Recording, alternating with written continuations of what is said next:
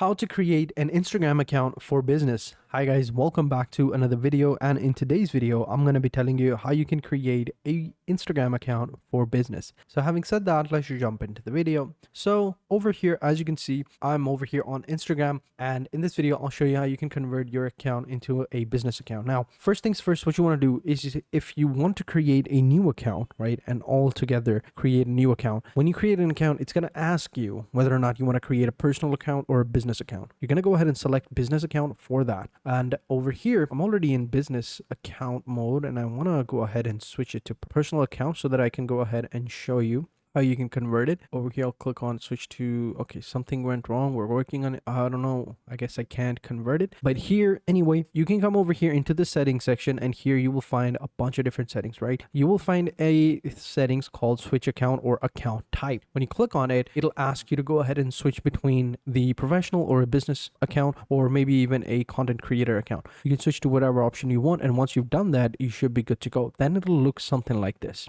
You'll have a dashboard where you can view everything. You'll see how many views you've gotten, how many likes you've gotten, all of your profile options over here. Now, for some reason, I can't switch it, but you should be able to just simply go ahead and switch it. It's over here. You can see right here, account switch type. You can switch it to business, professional, whatever. For me, I've already switched it to a content account, but here I can switch it to business account by just simply click on switching it to business. And now my account is business type. It's actually pretty simple. Now you can see I have the option to add payments and stuff like that. Before, I had switched it to a professional account. You can see right here, if I switch it to the creator account, before it was a creator account, that's why it was different options. But now, since I've converted it into a business account, we now have the add options or an add payment option. So it's pretty simple, nothing too crazy.